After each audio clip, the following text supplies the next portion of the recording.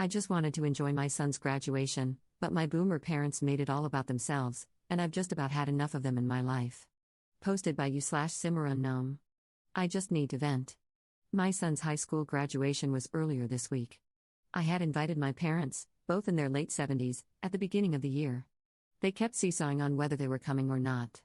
They eventually agreed to come about 3 weeks before graduation, which was okay, cool. They had to drive in from out of state. On the day of, the schedule was pretty clear to them. The ceremony starts at X time, doors open an hour beforehand. Be there 15 minutes before that because that's when parking opens. Parking was going to fill up quickly because over 250 kids were graduating, and some of these kids had about 7 generations of families showing up. I told them to meet me at the parking garage 15 minutes before the doors opened. So what did they do? Leave their hotel, located 25 minutes away, 1 minute before that. Got beached at for not waiting for them, even though, 15 minutes after the doors opened, it was turning into standing room only. When we realized they weren't going to be there and parked by the time the doors opened, my husband, other kid, and I went to wait in line. Thank goodness we did, because about 5 minutes later, the line was down the street to the next block over. They wanted us to come back out to get them, which was impossible because the sea of people was all pushing one way. Not about to battle an entire army of people to get back out, no other way out either. We were lucky to get in when we did and get the seats we did, because by the time my parents texted that they had arrived, it was turning into standing room only. My mom then spent the entire first part of the ceremony people watching with a super judgy face. Kept telling my other kid that the lady with all the piercings and tattoos probably doesn't have a job, is going nowhere in life, etc., etc. I shushed her and got the look. Which no longer affects me since I just spent the last 18 years improving the look. Also, for some reason, my son's full middle name didn't get read out, they just said his initial instead. I don't know why or how it got missed, but I nearly missed getting pictures of my son getting his diploma on stage because she was bitching about it. Some pictures turned out blurry because she kept smacking my arm. Luckily, my husband got some pictures, but like holy crap. I would have cried if we didn't get some sort of decent picture. She snapped at my other kid because we did the whole cheering thing when his name was called. Compared to the other people in the arena, I doubt he even heard us, since it was just me and the other kid. Husband couldn't because he was trying to line up shots around people walking in front of us and his brain couldn't do 2 things at once, lol. One of the kid speakers, class president, maybe, was talking about evolution and how we got to the point we are at today, and my mom complained about that. They should be thanking God. God got them here. Not even a Christian school, mother. She also complained because some of the young ladies were wearing headscarves, they let them in this school? Like Jesus H. Christ on a cracker, it's a effing public school, Mom. They're still people too, just like you, though probably less of a beach. Also got comments from her about the kids with green hair, blue hair, purple hair, and one girl with clown clothes on. They are going nowhere in life. Like, they just graduated, their life is just starting. The girl with the clown clothes was wearing a bunch of different graduation cords and had her name in the program with several scholarships listed. I pointedly told my other kid, and this is why we don't judge people based on their looks. They have tried to talk my son out of going to his choice of college. They think it's going to be too far away from me. Once we drop him off, we have to move across the country because of military orders, and that it's in a bad part of town. They're trying to paint some picture that my son is going to be stabbed, shot, mugged, and left for dead. The city the school is in has some crime, obviously, but the college itself has released their safety reports and hasn't had many issues or crimes. I use her favorite line when I voice a worry, it's all up to God. I'm not even religious or Christian anymore. Managed to get the look again when I said that. They are here for the rest of the weekend. We have another promotion ceremony for the other kid this weekend, 8th grade. So, send help? I think dealing with them has given me gray hairs. Top/relevant comments. Commenter. Why, just why continue a relationship with this person, regardless of familial connection? Ops response. She wasn't always this bad, or at least, maybe not that I could see. I think once she realized I stopped giving a crap about her religion, she decided it was time for the gloves to come off. Even though I have told her that's one of the main reasons I have issues with Christian beliefs. I moved away 4 years ago to be with my husband and haven't really seen her much since then. I never visit back home, and she has only come out this way once before. I only invited her because my son and she used to be close, and he wasn't opposed to the idea of her coming. Commenter 2. One of the hardest lessons for me to learn was that accepting or extending invitations made out of obligation was almost always a mistake. It took being ambushed by my elder siblings and pressed for money to make me say no more, and to stop caring about keeping the peace. Ops response. Yeah, my husband and therapist have been helping me understand and set boundaries. I still waver, obviously, but I've also made improvements. Like, I no longer feel obligated to call her every single effing day. I've been sticking with a twice-monthly short phone call, mainly to be like, "You still alive? Okay, great, call you later." Commenter 3. I just want to comment on the look. It hurt my feelings and scared me when I was a kid. It was such a look of absolute venom and hatred.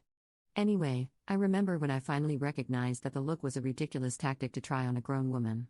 Like, seriously, Mom, do you think narrowing your eyes, pursing your lips, and looking at me with hate is a good move? I just roll my eyes when she does it now. Nice try, you gonna ground me now? Take away my phone privileges? Give me a effing break. Ops response. I don't even use the look that much. Rarely for my kids, because I'm a firm believer in talking through things with them rather than glaring at them or trying to spark my laser beam into their skull. I did match the look my mom gave me, and you could see the initial shock when I gave it back to her. Don't think she realized I can give it back just as easily. Update 3 weeks later. I have gotten a few DMs from people wondering if I made it through my parents' visit. I did make it through, but my relationship with my mother did not. We are currently not on speaking terms.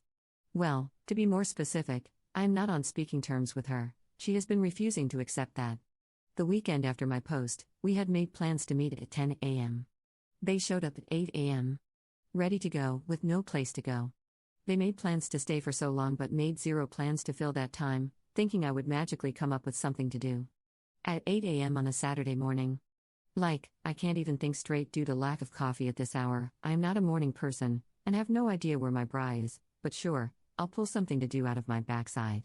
They were just like, let's just do what you normally would do on a weekend. Which, no, let's not. 1. It'd be physically impossible for them to do, considering my mother probably needed a walker a decade ago but refuses to use one because it ages her. 2. They have no interest in video games or board games. I already tried getting them to play a board game previously and my mom stuck her nose up at that. And 3. There's a lot to do here, but 95% of the things worth doing are outdoors. My mom cries her head off if it's over 71 degrees outside. It's always, I'm melting, it's too hot, I'm melting. Like she is the Wicked Witch of the Midwest. Also, my family and I don't really go out every weekend. We like being home, we like being alone. So there I was, scouring the internet for things to do with elderly people who can't walk in our area, and still getting hit with go hike here or there or over there, while wondering if parent daycare was a thing. Mom was chatting with my husband when she decided to start talking about her favorite subject, Emma, my stepsister/her stepdaughter. The way she gushes about Emma makes you think Emma craps out gold nuggets and pukes up diamonds, emeralds, and rubies, all while having the cure to cancer in her head. When our parents got married, she kept asking me, why can't you be more like Emma? Like, I don't know, Mom, maybe because I'm still a teenager while Emma is pushing 30 at the time. Naturally, Emma was going to be more ahead in life. But from the day they married until now, I was constantly compared to Emma, told to be like Emma, and occasionally called Emma. When I had a mental breakdown in my early 20s and ended up in the psych ward, I was told to get over it or return to God. But when Emma had a similar situation, it was all she needs, all the help she can get. Emma marries a crap stain of a man who abused her, and my mom is ready to scorch the world. But when I was dating a guy who turned abusive, it was my fault. You get the point. I have no real issue with Emma. Though, it took me quite a bit of therapy to get to the point where I no longer resented her. These days, we are mainly Facebook friends, liking each other's random photos. So she is gushing to my husband about Emma. I'm only half listening until I hear her say, clear as effing day, Emma is like the daughter I never had. My husband and her husband went deer in headlights shocked. My son, 18, said, WTF. It took my daughter, 14, a few seconds longer to process what she heard, but even she caught it. She's not a morning person either. I basically just said, well, guess that's that. You can get the F out now. Of course, I was hit with the, what did I do? My son repeated what she said, so she started her gaslighting BS. You took it the wrong way. That's not what I meant. Etc., etc., etc. I think, with the help of those who commented on my last post, I shined up my backbone a little because I just told her to get the F out. My husband says I told her, if you don't have a daughter, then why the F do I have some crusty old farts in my house, and threatened to throw all her crap out the window. I don't remember saying any of that, but my son backs it up. I don't remember a lot in the few minutes it took to get her tossed out. After she finally left my house, I broke down crying and got sick. I don't do confrontations very well. She keeps trying to call, text, and email me. My husband managed to get her blocked on my phone, so at least I don't get bombarded with calls and texts anymore. On the first day, before I blocked her, I had over 50 missed calls and 40 text messages from her. She also managed to fill up my voicemail, not that I listened to any of it. My husband deleted all of them for me too. She only has my old email account that I use for spam now, so I'm not really seeing those either, though last I looked, over a week ago, there were around 20 emails just from her. I'm also starting to get a few letters in the snail mail from her too, so oh joy. I guess she told some sob story to Emma too because she reached out to me. Luckily, she listened to my side and just told me, good for you. She also told me she has never been a huge fan of my mom for reasons like this but only plays nice and stays civil for her dad's sake. That made me feel a little better, knowing that Saint Emma dislikes her too. I was a mess for about a week after everything happened. Still am a mess, but less so. My husband and kids have been working hard to distract me, and I have been keeping up with my therapy sessions every week. She even got me in for an emergency session the next Monday. Luckily, my summer is about to get busy. Husband is taking a month off, we're having a garage sale, preparing to move to a new state, getting my son ready for college, so I will have plenty to do to keep my mind off things. I did tell my kids they were allowed to have a relationship with either grandma or grandpa, but they were both like, nah, they made my mom cry. Then they proceeded to demolish me in Mario Kart. Top/relevant comments. Commenter. You are free now. You no longer have to try and earn their respect. You no longer have to deal with their expectations, and no more of their BS. Start building your self-esteem and do not be like them to your children. Ops response. My therapist has been giving me some homework that is targeted towards self-esteem or self-confidence, something I have always been lacking. I'd like to think I've broken whatever parenting cycle in regard to my kids. I kind of viewed how I was raised and how my parents parented me as a what not to do guide. My kids and I have a great relationship. Both have said they feel comfortable coming to me for any reason, and have done so. Commenter 2. You've absolutely broken the cycle of abuse, and you should be so proud. I'm going to make an assumption that you're Gen X just based on your kids' ages and such, though it's true for older millennials as well. It's been our generation's curse, as well as our privilege, to break the cycle of abuse, to recognize that kids are humans with feelings and thoughts, and that we never deserve to be treated the way we were either. I see it daily, a generation fighting their damnedest to not be like their parents. I think we're succeeding. I really, truly do.